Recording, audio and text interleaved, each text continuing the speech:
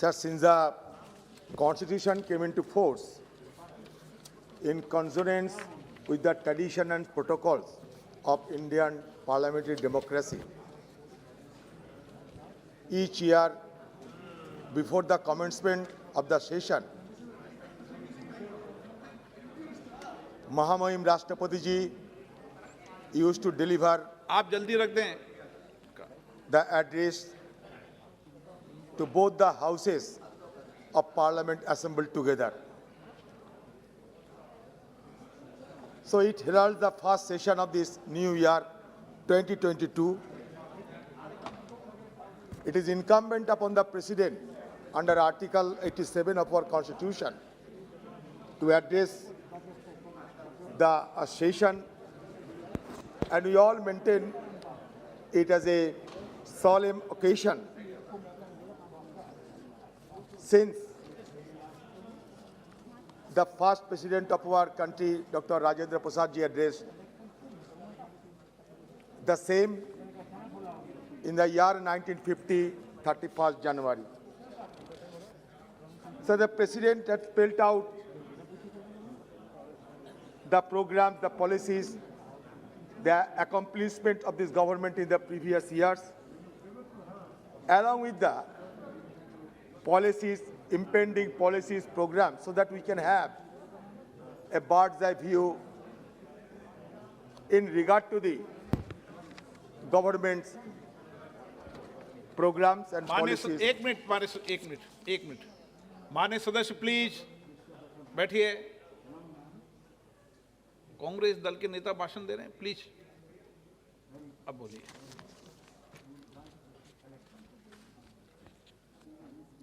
Sir, already we have gone through the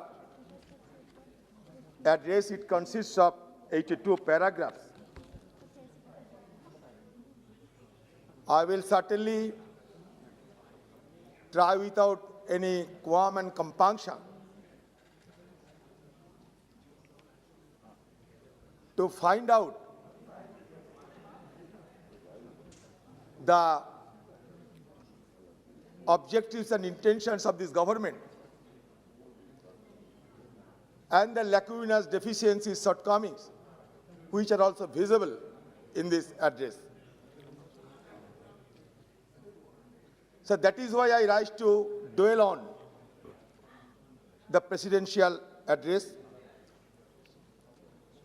Our Honorable Prime Minister is also coming to attend this house. It's a great opportunity for all of us.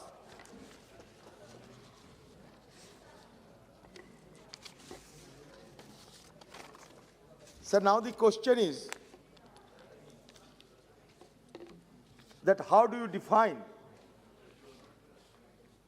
the intent and objects of this government, which has been enshrined in this address? It has been stated that my government is celebrating the sacred occasions of 400 Prakash Parv of Guru Tegh Bahadur Ji, the 150th birth anniversary of Sri Aurobindo, the 150th birth anniversary of B.O. Chidambaram Pillai, and the 125th birth anniversary of Netaji Subhash Chandra Bose with grandeur. From this year onward, the government has started the Republic Day celebrations from January 23rd, the birth anniversary of Netaji.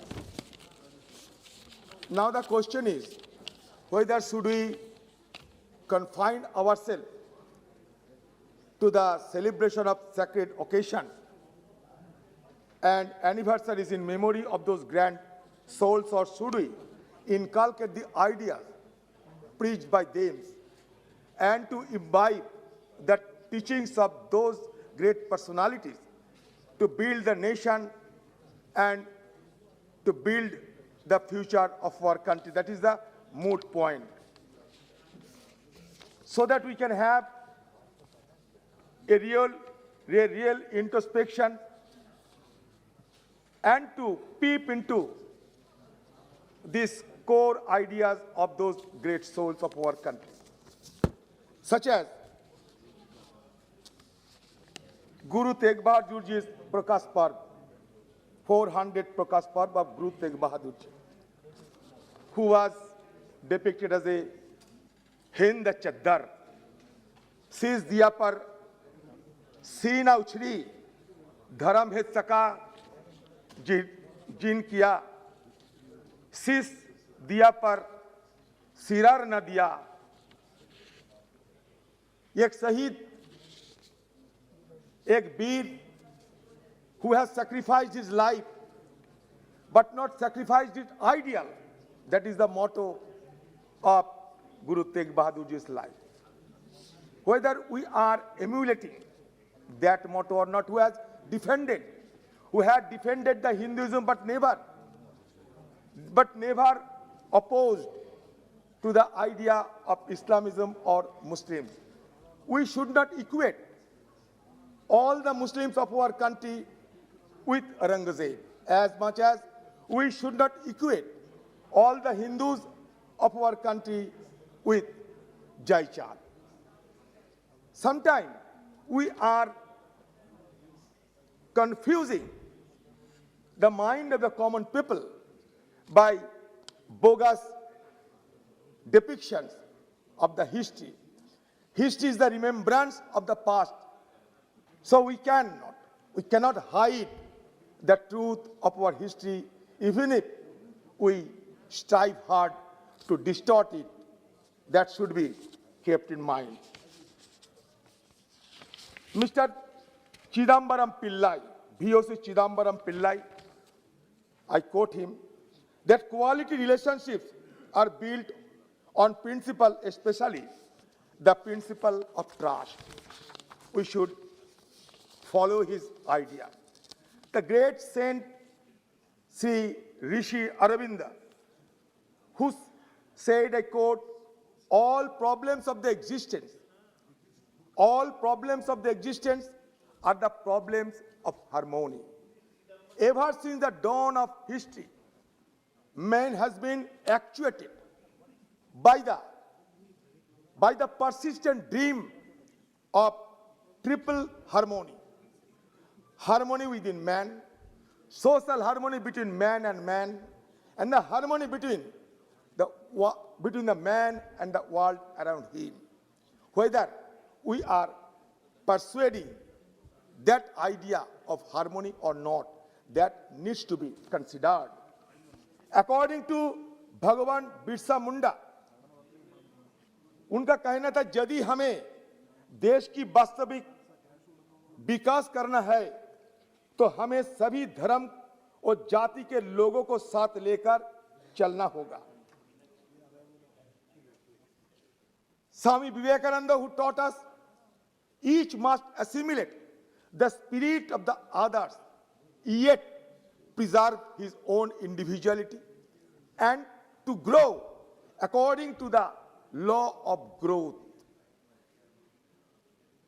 The basic communal harmony is the basic principle of peaceful existence of a country as diverse as India. Whether we are persuading those great ideas or not, that needs to be considered. Here, you are talking about Subhash Chandra Bose ji. Yes, we must appreciate from the core of my heart. The entire country always pay their regards, their homage, their tribute to the great soul of our country.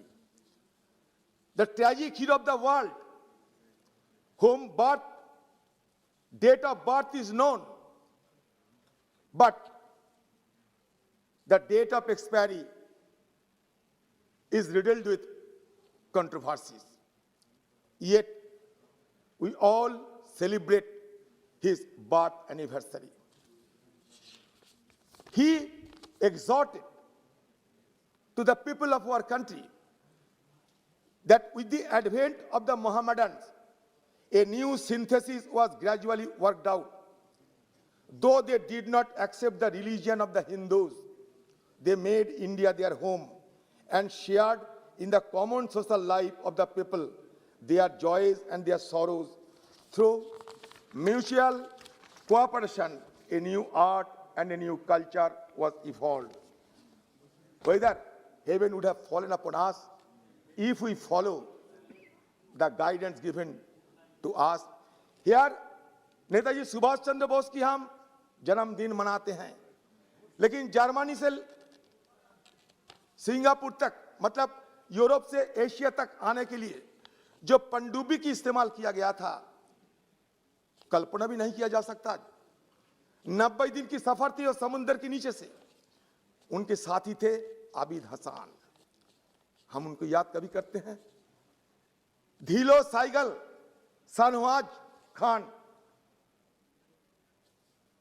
Indian National Army के वो जहाबाज सिपाहियों ने, जिन्होंने दिल्ली चलो नारा से हिंदुस्तान की ओर आगे बढ़ते हुए हिंदुस्तान की आजादी की एक अहम भूमिका पालन किया था, उन सबको भी याद करना चाहिए। और इसके साथ साथ ये भी याद करना चाहिए, उसके साथ साथ ये भी याद करना चाहिए कि नेताजी 1942 अगस्त में उनकी रेडियो मैसेज में क्या कहा था। 1942 में रेडियो एड्रेस में उन्होंने ये कहा था कि I would request mister Jinnah, mister Savarkar, that all those leaders who still think of a compromise with the British to realize once for all that in the world of tomorrow there will be no British Empire. All those individuals, groups or parties who now participate in the fight for freedom will have an honored place in the India of tomorrow. The supporters of British imperialism will naturally become non-entities in a free India. वो महान नेताजी सुभाष चंद्र बोस जी को महात्मा गांधी जी कहते थे Prince of the patriot. उन्होंने अपनी अंतिम यात्रा के समय यह कहा था कि in the holy war of independence Bapuji, I am seeking your blessing. यही हमारा हिंदुस्तान की परिचय है। आपने नेताजी सुभाष चंद्र बोस जी को सम्मान करते समय होलोग्राम जरूर लगाते हैं, लेकिन वो होलोग्राम अमर जवान ज्योति हटाने की बदले क्यों अमर जवान ज्योति और वार मेमोरियल में जो ज्योति जलाए गए जाते थे पहले, उस समय यह तय हुआ था कि दोनों ज्योति अगर जले तो कोई हर्ज नहीं, साइमल्टेनियसली दो ज्योति जल सकती। लेकिन आप नेताजी की उस जगह अब होलोग्राम लगा के क्या संदेश देना चाहते हैं? वो भी तो हमारे देश के लिए शहीद हुआ था। 1971 की वो जो लड़ाई हुई थी, जिस लड़ाई के चलते बांग्लादेश आजाद हुई थी और जिस लड़ाई के चलते पाकिस्तान की कोमर तोड़ दिया गया था, उसका नाम सब जानते हैं, हमारा दिवंगत आत्मा है वो स्वर्गीय इंदिरा गांधी जी। आप चाहते हैं कि इंदिरा गांधी जी की नामो निशान ना रहे, इसके लिए उसको यहां से हटाया जाए। मैं ये कहना चाहते हैं कि इस तरीके की किसी छवि को अब धूमिल, किसी छवि को मिटाना कभी संभव नहीं होगा, ये मान के चलना सही होगा। अगर कागज में कोई नाम लिखा होते हैं तो मिट जाते हैं, पत्थर में अगर कोई नाम लिखा होते वो भी खा जाते हैं, करोड़ हो जाते हैं, लेकिन दिल में अगर कोई नाम रह जाते वो किसी ने कभी भी उसको मिटा नहीं जा सकते। तो इंदिरा जी हिंदुस्तान के आम लोगों के दिल में बसे हुए एक महान नेत्री भी थे, अभी भी है। हो सकता कोई खिलाफ, उनके खिलाफ कोई आलोचना जरूर हुई थी, लेकिन इसका मतलब ये नहीं कि हम उनकी जो कर्म वीरता, उनकी जो दान हमारा देश के लिए, वो हम भूल जाएं, उनकी कुर्बानी को हम भूल जाएं, उनके परिवार को कुर्बानी को भूल जाएं, ये कभी नहीं हो सकता। आज पाकिस्तान के खिलाफ हम बोलते हैं, लेकिन पाकिस्तान को सबसे ज्यादा कमजोर अगर किसी ने किए होंगे, उनकी तो नाम इंदिरा गांधी जी है। इतिहास ये बताते हैं 93,000 पाकिस्तानी फौजों को बंदी बना के शिमला अकॉर्ड करके आज पाकिस्तान को उन्होंने हिंदुस्तान के सामने घुटने टेकने को मजबूर किया था। ये तो इतिहास है, लेकिन आप लोग नहीं चाहते कि उसको नाम जिक्र किया जाए, इसलिए चलो उनको हटाया जाए, उनके ज्योति को हटाया जाए। और इसके लिए इस समय देखिए, आपको सीख देने के लिए नेताजी की पुत्री उन्होंने क्या कही है। नेताजी की पुत्री यह कही रही है, my father dreamed of an India where all religions coexist peacefully. This statue should not be the only tribute to Netaji. We must also honor his values. कौन कहती है? Anita Bose Pap said hours after the announcement was made by Prime Minister Modi ji. मैं और एक बात यहाँ रखना चाहते हैं, हमारा प्रधानमंत्री जी को देखते हुए मुझे लगता कि और एक बात प्रधानमंत्री जी को सामने रखना चाहिए। वो यह है कि when Netaji was planning to liberate the northeast of the country through INA, it was V.D. Savarkar who offered full military cooperation to the British masters. While addressing 23rd session of Hindu Mahasabha at Bhagalpur in the year 1941, he said, "The war which has now reached our shores directly constitutes at once a danger and an opportunity, which both render it imperative that the militarization movement must be intensified, and every branch of the Hindu Mahasabha in every town and village must actively engage itself in rousing the Hindu people to join the army, navy, the aerial forces, and the different warcraft manufacturing." इसके लिए मदद British के लिए। ये कहां है? सावरकर जी की ये भाषण में है। मैं आपको सुविधा के लिए एक मिनट आपके सुविधा के लिए बताते हैं। V.D. सावरकर की ये भाषण समग्र सावरकर वंग माया हिंदू राष्ट्र दर्शन वॉल्यूम 6 महाराष्ट्र प्रांतिक हिंदू सभा पूना 1963 पेज 460 to 61 आप देख लीजिए। तो ये है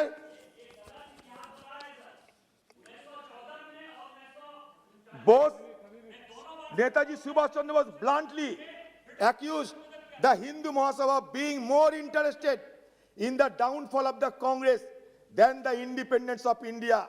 In March 1940 editorial, he wrote that the Hindu Mahasabha had colluded with the British in the Calcutta municipal election at the expense of Indian parties. So, मैं ये इंट्रोस्पेक्शन के लिए कहना है, ऐसा कोई बात नहीं। हम चाहते हैं कि इतिहास को सामने रख के हम सब इससे कुछ सीख ले। सिर्फ एनिवर्सरी और सिर्फ सेलिब्रेशन में काम नहीं बनने वाला है। असलियत ढूंढना है, गहन अध्ययन करना है और अच्छा सोच निकलते हुए हमें आगे चलना है। देखिए ये एक नया जमाना आ गया। ये new era of toxic cocktail of Hindutva with populism, a new alchemy achieved by prime minister Modi ji, who is viewed by his supporters, rather I may say by his psychopaths। इसलिए कहता है मोदी साहब कि 3 दिन से चर्चा चल रहे हैं मोदी मोदी मोदी मोदी मोदी मोदी, जितने बार यहाँ उच्चारित हुए हैं, उल्लेख हुए हैं। अगर सही ढंग से राम राम राम पुकारते तो भगवान राम सीधा पार्लियामेंट में आ जाते। हर बात में सिर्फ मोदी और मोदी मोदी और मोदी। पता नहीं ये मोदी जी के कहने क्यों ऐसा होर लगे हैं। आप ये लगता है कि मोदी जी करने से मोदी जी ज्यादा खुश होंगे, किसी को कुछ मिलने का मौका मिलेगा, लेकिन बात ऐसा नहीं है। आप असलियत में ये मोदी जी कहते हुए जिस समय बर्बाद किए हैं, उस समय अगर चर्चा में शामिल होते बहुत सारे आप खुद बोल सकते थे। ये आपका सपोर्टर्स मोदी जी सोचते हैं आप एक प्रोविडेंशियल है। You have added new adjectives with democracy, ethnic democracy and electoral democracy, to transform India into a Hindu Raj. BJP's populist politics promises made to the poor during election campaign did not translate into policies. That is why मेरा leader Rahul Gandhi ji आप लोगों को तीखी आलोचना करते हुए हिंदुस्तान को दो हिस्से में आप लोग बांटते हैं, इसका आपको जिक्र किए हैं। आपको खलबली मच चुके हैं, बात नहीं समझते लेकिन खलबली मच जाते हैं, गाली गालोच देने लगते हैं। लेकिन हिंदुस्तान सही मायनों में दो हिस्से में बांट जाते हैं। गरीब अमीर और गरीबी के भीतर बढ़ जाते हैं। 80 और 20% में अब हिंदुस्तान बांटना चाहते तो है। देखिए, नफरत ये बुरा चीज होते हैं, नहीं पालना इसे। दिल की खालिश जो है सारे निकाल दो इससे, ना इसका ना उसका ना तेरा ना मेरा। ये वतन सबका है, ये वतन सबका है। बचा लो इसे, रक्षा कर लो इसे, यही हमारा राय है। 2019 की जो चुनाव हुई थी, 2019 election campaign marks a transition in India toward electoral authoritarianism. Electoral authoritarianism, precisely because electoral competition was no longer a level playing field, not only due to the ruling party's financial resources, but also of the role of the media and the bias of the institution in charge of election process. ये मैं नहीं, author जेफर lot की ये राय है। Populist according to Jan Werner Muller, I quote करते हैं, I quote, populist are against pluralism because they claim that they represent all the people, making political opposition not only redundant but also illegitimate and even anti-national. The thesis of Edward Sills adds that the populist, since he is the people, stands above institutions. His legitimacy prevails over other power centers even when they embody legality, because legality cannot compete with his legitimacy. In the book How Democracy Died, Stephen Levitsky and Daniel Giblat considered one of the indicators of authoritarian behavior is that rulers endorse violence by their supporters by refusing to unambiguously condemn it and punish it. ये मोदी जी आप करते हैं, कैसे किए? जब गोडसे की पूजा होती थी, अभी भी करते हैं कुछ लोग, जो महात्मा गांधी जी को हत्या किया था, और उसके उस विषय पे लेके जब हम सदन में आपके मंत्री के, आपके सदस्य के खिलाफ यह बात रखे थे, आप एक बयान दिया था कि मैं क्षमा नहीं कर सकूंगा, बाद में कुछ नहीं किया। आज ये हिंदुस्तान में जिस तरीके से खून खराबा दंगा फसाद हो रहे हैं, आप अनएम्बिगुअसली खुली जुबान से आपको इस विषय पे कुछ रखना चाहिए। हमें आपको बोलने का मौका नहीं मिलता क्योंकि आप सदन में आते नहीं। मैं आपको याद दिलाते हैं कि मोदी जी, आप on an average you have spoken 3.6 times a year in parliament, 22 times in 6 years, not more than H.D. Devegowda, who was PM for 2 years. In contrast, Atal Bihari Vajpayee spoke 77 times in 6 years when he was Prime Minister, and Manmohan Singh ji, who was called Mohan Singh by Modi ji in 2012, spoke 48 times in Parliament during his 10 years in office. तो मौन कौन है? मनमोहन सिंह मौन नहीं है। मोदी जी बाहर बात करता है, अंदर बात नहीं करता। आ जाए, हम लोग धन्य हो गए। मोदी जी क्या करते हैं? In order to circumvent parliament, Modi ji has often followed the ordinance route. हमारा समय भी ऑर्डिनेंस हुए थे, लेकिन वो ऑर्डिनेंस हमारा समय जो हुआ था उससे आप कई गुना ज्यादा निकलने लगे। फिर भी आप मेजोरिटी में हैं, बहुमत आपका है, फिर भी आप ऑर्डिनेंस की बदौलत उसको हथियार बना के आप सदन चलाना चाहते हैं। इसमें आपका आपका इरादा क्या है पता चलते। ड्यूरिंग, मैं एक बात मोदी जी आपसे जानना चाहते हैं, आप आपका जवाब में जरूर ये बात जिक्र करेंगे, मुझे जवाब दीजिएगा अगर हो सके। During a celebration of 75th year of our birth as an independent democratic nation, PM was lamenting, आपने ये कहते थे कि ज्यादा अधिकार मांगना और कर्तव्य पालन ना करना ये देश को कमजोर करते हैं। इसका मैं व्याख्यान चाहते हैं। Too much preoccupation with rights and too little emphasis on duties has weakened India. क्योंकि आपको ये बात सुनकर 1936 का रशियन के जो कॉन्स्टिट्यूशन याद आते हैं। रशियन कॉन्स्टिट्यूशन में 1936 में यह फैसला हुआ था कि आम लोग they should be assigned to the motherland, they cannot enjoy the civil right, political right, because it is Soviet Union. लेकिन हमारा देश में हम तो फंडामेंटल राइट्स, फंडामेंटल ड्यूटीज हमारा संविधान में हम लोग डाले हैं। ये संविधान हम लोग, ये देश के लोग बनाए हैं, देश के बड़े बड़े नेता ने ये संविधान बनाए हैं। ये संविधान की मूल भावना को हम बयान करना चाहते हैं। Let me seize the opportunity of citing a few immortal words of our constitution. We, the people of India, having solemnly, हम लोग क्या किया? रिकॉग्नाइज किया। क्या रिकॉग्नाइज किया? To constitute India into a sovereign, socialist, secular, democratic republic.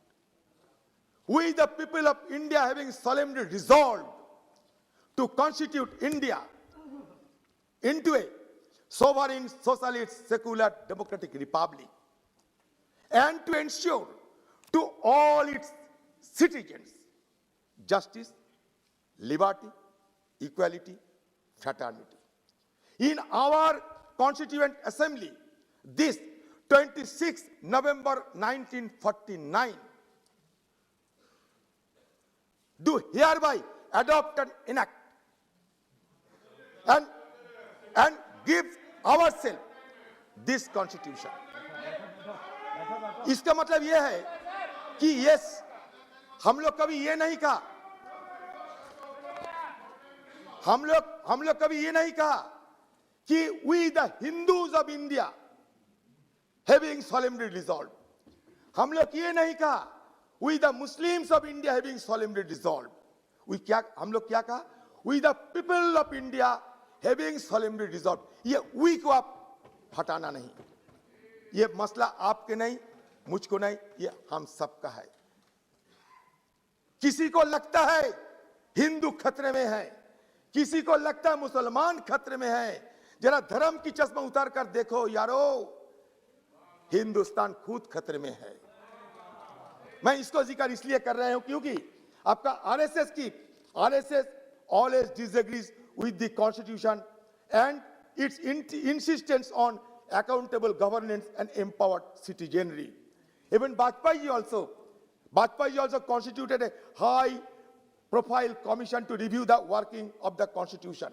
मुझे लगता है कि एक समय जब आता है, कभी आपको ये लगता है कि कांग्रेस मुक्त भारत बनना चाहिए, कभी आपको लगता है कि मुसलमान मुक्त भारत बनना चाहिए, अभी क्या ये लगेगा कि अधिकार मुक्त भारत बनना चाहिए? ये मेरा डर है, क्योंकि ये डर आपने पैदा करते हैं जब आप कहते हैं कि too much preoccupation with rights and too little emphasis on duties has weakened India. India को आपको लगता है कि इंडिया कमजोर होते जा रहे हैं? आपको अगर लगे कि इंडिया कमजोर होते जा रहे हैं, आप बताइए, हम सब आपको साथ है ये हिंदुस्तान को शक्तिशाली करने के लिए, सब आपको मदद करेंगे, कंधे में कंधे मिलाकर आपके साथ लड़ेंगे। हमारे नेता राहुल गांधी जी भी कह के गया कि हम सबको देश की रक्षा करने के लिए यहाँ मौजूद है। आपने क्या किया? आप तक ये नहीं बताते हैं सदन में आके, जिस चाइना हमारा हिंदुस्तान की कितने जमीन को हड़प करके रखा, क्यों नहीं? ये हमें जानने के अधिकार नहीं है, ये हमें जानने के अधिकार नहीं है। हम बार बार सदन में गुहार लगाते हैं। आप जाइए लद्दाख में वाई जंक्शन, ये वाई जंक्शन कैप्चर करके रखा है ये चाइनीज फौजों ने। ये वाई जंक्शन की क्या है जानते हैं? Which is 18 kilometer inside Indian territory. That means they are denying the access of Indian Army on 900 square kilometer of area. Could you imagine? Yeah, Y junction is also the main route to approach patrolling points. Do you know that 18 friction points still exist? 18 friction point है जहां हमें घुसने नहीं देता चीनी फौजों ने। ये क्या है? ये junction can directly influence Indian movement on DSDBO road. If this road cut all its forces in Depsang and Daulat Beg Oldie airbase can be cut off. इसलिए मैं कहता है कि कोई मिस्टेक अगर कभी हुआ था उसको ठीक कर लीजिए, क्योंकि देश को रक्षा करना है, देश को बचाना है। मैं बड़ी दावे के साथ कह सकता हूं कि आज आप निर्णय लेने की जिम्मेवारी हमारे फौजों को छोड़ दीजिए। ये पॉलिटिकल बात इसमें मत रखिए, पॉलिटिकल डिसीजन ना लीजिए। हमारे फौजों को जिम्मेवारी छोड़ दीजिए, क्योंकि जब गलवान में घटना घटती है, हमारा 20 जवान शहीद हो जाते हैं, उस 2 दिन के बाद आप अगर कहे प्रधानमंत्री होने के नाते कि गलवान में कोई नहीं घुसे, किसी ने कहीं कब्जा नहीं किया, तो सबसे ज्यादा सुविधा किसको होता है? चीनी सरकार को। तुरंत तो चले जाते हैं, जाके कहते हैं कि हिंदुस्तान के प्रधानमंत्री खुद कहे हैं कि गलवान में चीनी फौज अतिक्रमण नहीं किया, बल्कि हिंदुस्तानी फौज अतिक्रमण करके चाइनीज एरिया में घुसा। It is implied. तो हमें कमजोर होना पड़ा। और यह तो अब देखिए, हमारे रक्षा मंत्री लड़खड़ाते हुए कह दिया कि हां अतिक्रमण हुए हैं। जब प्रधानमंत्री जी का बयान आ गया, डिफेंस मिनिस्टर की वेबसाइट से उनका बयान हट गया। क्या होते हैं? चलिए उत्तराखंड में बड़ाहाटी में क्या हुआ? हमारे सरहद पे आके चीनी फौजों ने हमला कर डाला। चले जाइए सिक्किम में, चले जाइए अरुणाचल में। अरुणाचल का मैं नहीं, आपके पार्टी के MP तापिर गाव वो खुद कहते हैं कि अरुणाचल में चीनी फौजों ने हमारे सीमा पे घुसकर हमारे बच्चे को उठा के ले गए। मैं नहीं कहते। तापिर गाव की ये ट्वीट आपको पढ़ा के सुनाता हूं। Chinese PLA has abducted Sri Miram Taron, 17 years of Jido village yesterday 18 January 2022 from inside Indian territory, Lungtajor area. China built 3 to 4 kilometer roads inside India in 2018 under Siangla area, Bising village of Upper Siang district, Arunachal Pradesh. मैं नहीं कहते, आपके party के MP वहां के अध्यक्ष तापिर गाव खुद कहते। आप इसको ना नहीं कर सकते। हमारे किरण रिजिजू भी है वहां के मंत्री, हमारा कानून मंत्री, उनका भी हिम्मत नहीं है इसको ना करे, क्योंकि जो हुआ है वो हुआ है। लेकिन ये कैसे हो रहे हैं, इसको रोका कैसे जाएगा, इस विषय पे हम क्या सोचते हैं, ये हम सबको प्रधानमंत्री जब जानकारी दिए चीनी अतिक्रमण के बारे में, हमें आप थोड़ा अवगत कराइए, क्योंकि हम लोग सब बेचैन हैं। हाँ कहिए।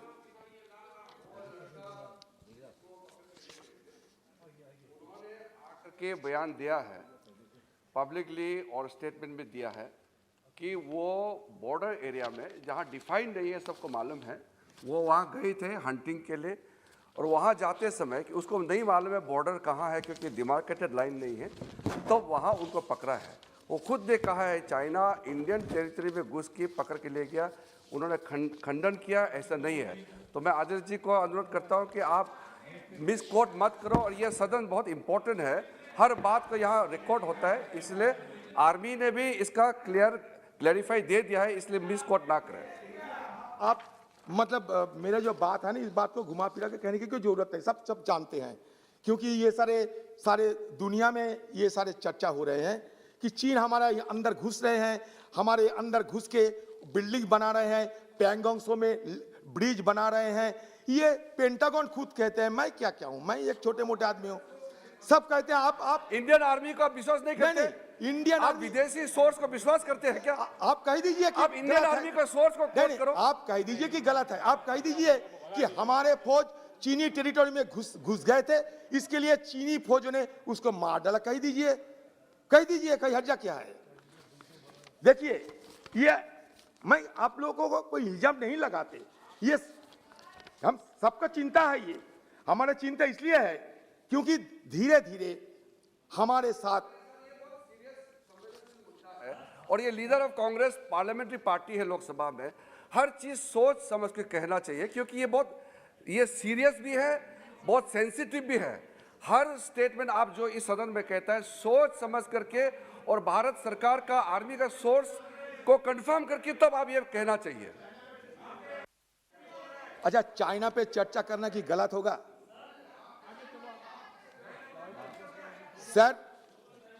सर मैं ये कह रहा हूं कि डोकलाम में हमारा फौज आपकी नेतृत्व में डांट से रुका था, लेकिन बात यह है डोकलाम से हम सीख नहीं किया। डोकलाम को हम नजरअंदाज करते हुए हम एक सेल्फ कॉम्प्लाजेंस, आत्मतुष्टि की भावना में हम लोग डूबे हुए थे। हम सोचा, शायद सोचे होंगे कि जी जिनपिंग के साथ हमारा और कोई दुश्मनी नहीं है, बल्कि दोस्ती बढ़ते जा रहे हैं। चीनी सरकार की ये जो इविल इंटेंशन थी, शायद आपको पता नहीं होगी। तो हम अगर इसको पॉइंट आउट करते, गलती क्या है? चीन हमें घेरने का कोशिश तो कर रहे हैं, और हम अंदर इंटरनली हमको स्टेबिलाइज होना चाहिए। देखिए, एक स्ट्रॉन्ग इकोनॉमी चाहिए, इंडिपेंडेंट जुडिशियरी चाहिए, सोशल स्टेबिलिटी चाहिए। हमारा फॉरेन पॉलिसी को मजबूत करने के लिए मैं प्रधानमंत्री जी को जरूर ये कहना चाहते हैं। आप बांग्लादेश में जाने का बात तैयार किया था, लेकिन बांग्लादेश की आम जनता आपके खिलाफ प्रदर्शन करते हुए वहां की सरकार ने ना कर दिए। ये हमारे लिए कोई खुशी की बात नहीं होती है। ये हमारे लिए खुशी की बात नहीं। आप जाइए मालदीव में, वहां इंडिया आउट कैंपेन चल रहे हैं, चाइनीज इंस्टिगेशन की दौलत। चाइना वहां उकसाते हैं, इंडिया आउट कैंपेन चलते हैं। इसका मतलब हमारे पीछे चीन, पाकिस्तान सब मिले हुए हमको कमजोर करने का कोशिश करते हैं। तो इसलिए हम चाहते हैं कि हमारे हिंदुस्तान की अंदर की हालत ठीक कर लीजिए आप। क्योंकि मैं इसलिए ये कह रहा हूं, हरिद्वार की जो घटना घटी थी हमारे हिंदू सम्मेलन की, इसके बाद प्रधानमंत्री जी को और हिंदुस्तान की महामहिम राष्ट्रपति जी को एक चिट्ठी लिखा था। किसने? मैं नहीं। Some of the signed dignitaries include 4 former chief of naval staff: Admiral Lakshmi Narayan Ramdas, Admiral Vishnu Bhagwat, Prakash A.K. Dhawan and Raman Prem Suthan। क्या लिखा था ये कि we cannot allow such incitement to violence together with public expression of hate, which not only constitute serious breaches of internal security, but which could also tear apart the social fabric of our nation. One speaker made call to the army and police to pick up weapons and participate in the cleanliness drive, that means Safai Abhijan. This amounts to asking the army to participate in genocide on our own citizen, and therefore it is condemnable and unacceptable. We are seriously perturbed by the content of the speeches made during 3 to 4 days religious conflict called a Dharam Sangsad that Hindu sadhus and other leaders held at Haridwar between 17 to 19 December 2021. There were repeated calls for establishing a Hindu Rashtra and, if required, picking up weapons and killing of India's Muslims in the name of protecting Hinduism. Sir, ये मैं प्रधानमंत्री जी की निगाहों में रखना चाहते हैं। शायद सब ने उनको सच्चा नहीं भी कह सकते, इसलिए मैं सोचा कि प्रधानमंत्री जी को आज मौका मिलते ही ये सारे बात हाँ सर करते हैं। सर, मैं अभी इस बात पे आते हैं कि हमारे हिंदुस्तान की नौजवान बेरोजगार है। 53 मिलियन नौजवान बेरोजगार पड़े हैं, सीएमआई रिपोर्ट कहते हैं। मोदी जी कहते थे चुनाव के पहले सालाना 2 करोड़ नौकरी, अभी कह रहे हैं 60 लाख, कम कर दिया, ठीक है, अच्छा किया। लेकिन जो बेरोजगार पड़े हुए हैं वो क्या करेगा? वो अभी क्या कहते हैं जानते हैं? मोदी जी आपको अच्छा दिन की सपना हम देख लिया है और ये अच्छा दिन का सपना नहीं देखना चाहते हैं। वो क्या कहते हैं? मोदी जी आप हमारा बुरा दिन लाइए, मोदी जी लौटा दे हमारे बीते बुरे दिन। हम कहते हैं बेकार नौजवान, बेरोजगार नौजवान कहता है मोदी जी मुझे लौटा दे बीते बुरे दिन। अब किधर जाओगे? अब महंगाई को देखिए, महंगाई को देखिए। अब चौंक जाओगे प्रधानमंत्री जी। ये क्रूड पेट्रोलियम प्रोडक्ट 2014 साल में 1 लीटर पेट्रोल की 68 रुपया दाम था, आज 110 पर लीटर। कितना फीसद बढ़ोतरी हुई है? 62%।